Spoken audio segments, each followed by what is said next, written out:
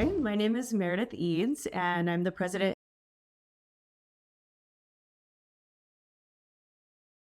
and CEO of EraNova Metals.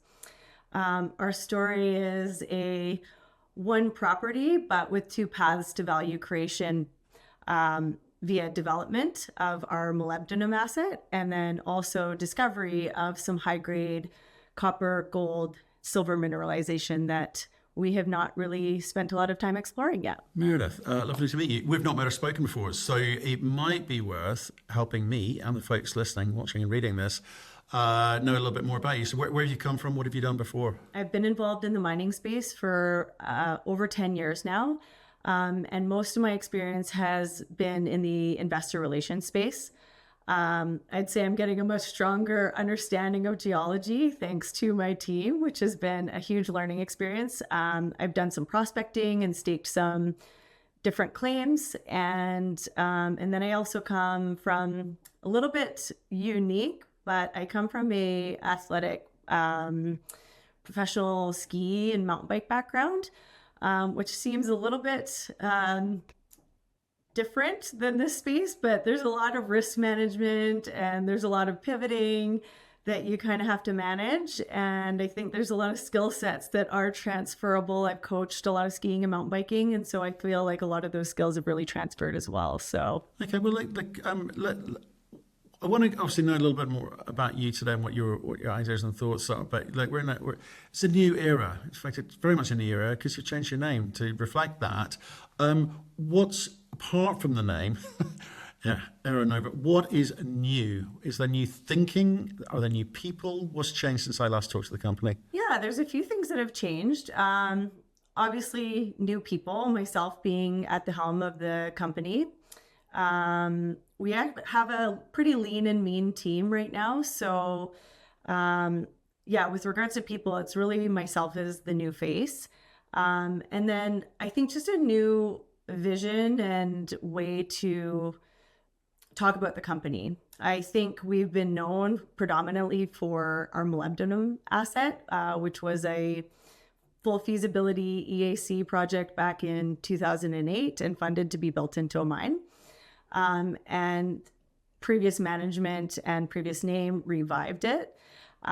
But I think what the market really has missed out on about the property that we own here, it's a 30,000 hectare property. And aside from this moly asset, we actually have some really high grade gold and silver and copper targets that I think the market isn't aware of. And so I'm very excited to kind of share that discovery side. We're still super road accessible, which I think is quite unique for exploration properties in British Columbia. And so I think there's that discovery side that I think the market has yet to fully understand. And that's a piece that I'm pretty excited about. Right. Okay. So, we'll talk about the exploration opportunity on the land package, big land package, as you say. But I'm just trying to understand the kind of shift from previous... Is this a 2.0 thing? Sorry, potentially. Previous management team weren't able to kind of get things moving at a time, which is very difficult. I appreciate that, where money was not necessarily available, and maybe moly's not something that everyone understands. But is there still value at Ruby Creek? Absolutely. I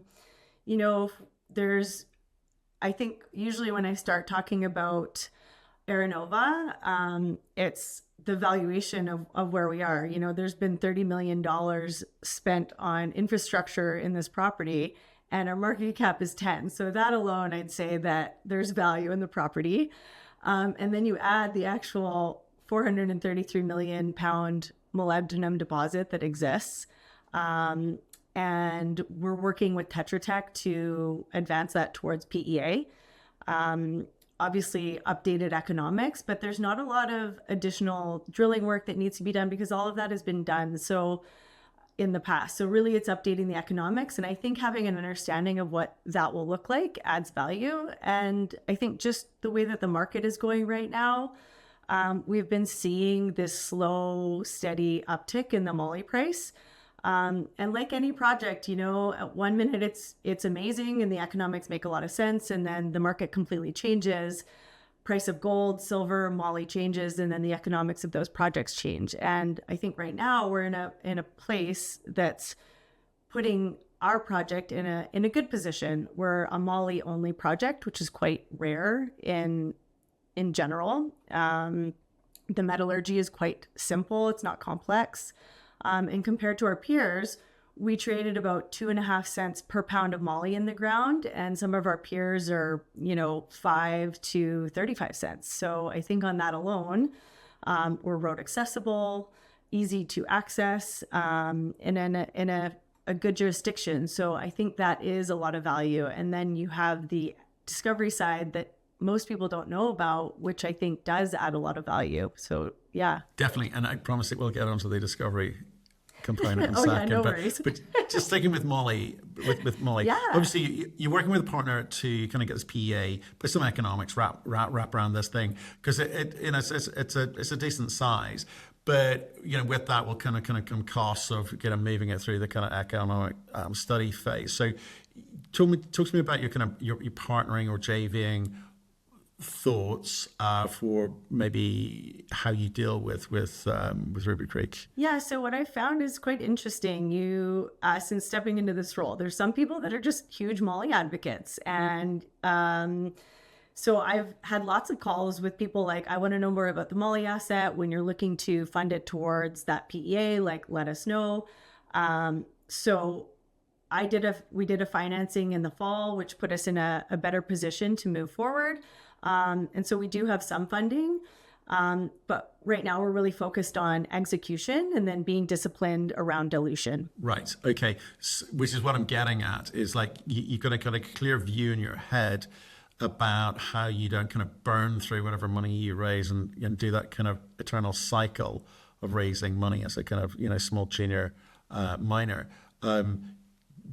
Can you sort of give us a sort of line of sight about how something like Ruby Creek gets developed out once it kind of gets past the kind of PEA stage, and versus what you want to be doing, which it sounds like is getting after these kind of discoveries on this land package of what I don't know if it's then what you'll be targeting, but you'll hear about that in a second. So yeah, just how does something like Ruby Creek evolve over time, or is it too early to talk about? I think there's various paths. I think there's, a strategic partnership. I think there's JVs.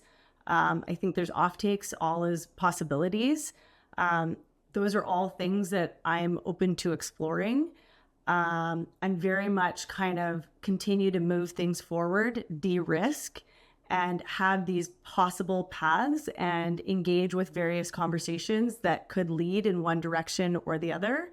And then ultimately trust that the right path will present itself at the right time based on the work that we've done to de-risk it, i.e. with the PEA and all the steps preceding that. Does that answer your question?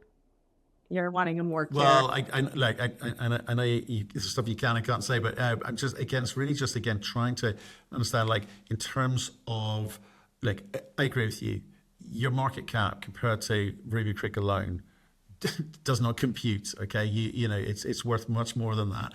But people need to believe that you can kind of move it through some phases, and whether that's JVing out to someone who bears all the costs and you get free carry, or you do some sort of whatever split, 50-50, 70-30 split, where they will fund it through to FID or whatever. Do you know where to go and have those conversations? When you say the market is quite strong, moly price is moving, I agree with you. Are there people with their hands up going, look, let's maybe look at in a bit more detail how we get involved? I would say yes. There are people that have been reaching out to me and looking at how to get more involved. That's all I'm going to get from you. It's fine. I get it, but I think that's what people want to hear, that there's a plan to say, we know how to kind of capitalize that component without blowing our brains out over here. Well, let's talk about that. You raised some money. Obviously, that I presume retail, was that hard to get? You know what? I reached out. This might be I don't know if this is for the whole world, but I had an investor that I have a strong relationship. He was actually one of the original founders of Royal Gold. We had a really great friendship, and he was keen to participate in my financing. Very sadly, he passed away shortly before I announced my financing. And so more than anything, it was sad for me because I lost a mentor who I appreciated. He was just such a great guide and influence and support of me. And so that kind of changed my strategy. And so I had to start reaching out to more people. And I was really quite pleased with how quickly it all came together. I kind of had half of it come in quite quickly. I had supporters, longtime shareholders that were supporters. I had some new investors come in. I think they were excited to see this, the two paths to value creation that I was envisioning for the company. And they saw the value in each and they wanted to get involved. And then, so yeah, it actually came together quite smoothly. And despite my big chunk of cash falling through. Well, no, okay, you got to get up and go again for sure. Like, let's talk about what you think you want to do with it. Obviously, we've talked about this kind of big land package and maybe some early success with it. But who's the team that's going to be sort of managing that process from a sort of technical perspective and planning perspective, modeling perspective? One of my largest shareholders is actually managing a lot of the operations for me. He's been heavily invested in the company. He's very experienced in operations. So that's been a great asset to me to have on my team. My geologist is also heavily invested in the company, and they're both working for the company for free. So I have this team that's heavily invested in the company, and they're heavily invested in the success of the company. So I just feel very grateful. I have this amazing team that's working very, very hard to try and move things forward.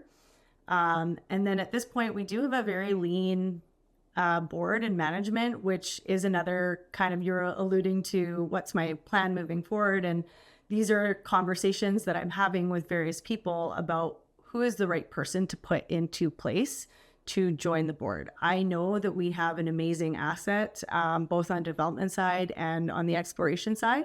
And so it's really about putting the right people in place that can help support those efforts to move it forward is how I see it. Okay. So at what point are you able to kind of give us a bit more kind of structure and guidance as to what you think you're going to be allocating capital towards in 2026? Because it's a real step change moment for you, real opportunity. For sure. I think for sure the PEA is a very important piece for towards capital allocation. That's definitely a priority. And then I'd say my next priority would be aligning a pipeline of drill targets for our discovery side. But I'd say number one, PEA, and then the exploration side is number two. Okay, Meredith, finally, let's maybe talk about in terms of exploration for this summer and building on what you've done last summer. Can you just tell us a little bit about maybe some of the things that you've done which kind of set you up for success in 2026? Well, I'm so glad you asked. I have something that I would love to show you. This summer, we did a mini bulk sample. So we did a 1,585 pound mini bulk sample from our silver surprise zone on the property. And we were able to pour this 14.3 ounce silver bar simply from crushing and a gravity table. So, and then we direct smelted it and we got 95% recoveries. So what that kind of tells us about that area is that we've got a low complexity but high recovery silver area, which is something that we're really excited about. The grades came back there at 4,200 grams per ton silver, and even the tailings assays were still at 3,500 grams per ton silver. So I think that's an exploration piece that we're really looking forward to exploring. We could do a larger bulk sample there. We would definitely love to drill, but lots of people have been putting out the ideas of doing a DSO. And so these are ideas that we have been tossing around and seeing as different strategies that we can do to move forward.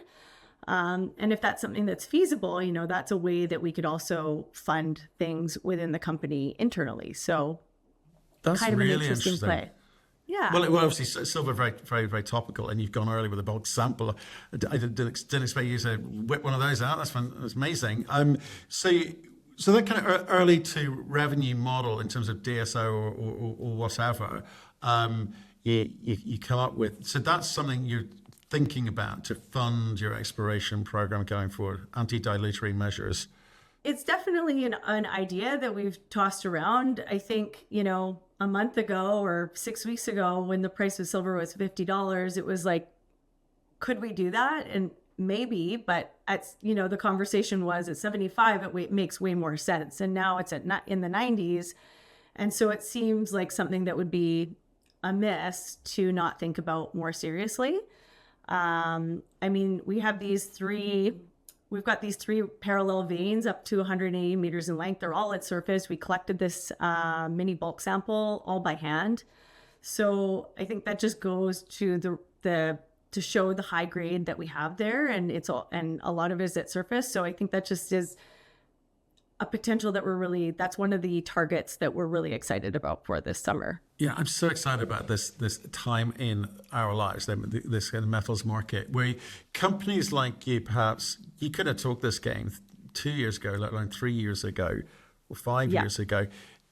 Just measures where you take a bit more control back from the market and being able to talk about, revenue generating options on the table. So that's fantastic. That is fantastic. Is that kind of representative of the entire land package that you're sitting on, or if you just kind of honed in on silver deliberately?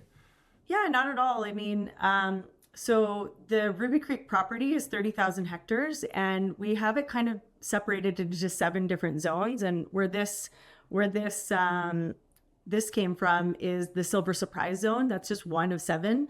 It does look to be an extension of the Adara corridor, which is where the molybdenum deposit is. But we've got these, parallel strikes about 4+ kilometers long. They're all high grade gold, silver, tungsten. So these are very interesting areas for us that kind of shows the mass and the potential here. I think often when you have as much mineralization you're seeing here, it's probably something that's in the hands of a major that has a lot of money to kind of explore it more. And so it's a good problem to have for us, but also we have to be strategic in how we approach it. Okay. Great time. Appreciate time, Meredith, today, and thanks for showing me the silver bar. We love stuff like that. Well, that's thank the money you so shot much for the right there. opportunity. I really appreciate coming, and we're very excited about the development piece with the Moly, working towards PEA, and then we've got copper gold porphyry target. We've got this silver target, all on the discovery side that we're really excited about this coming summer. So thank you for the time and the opportunity to share that with your audience.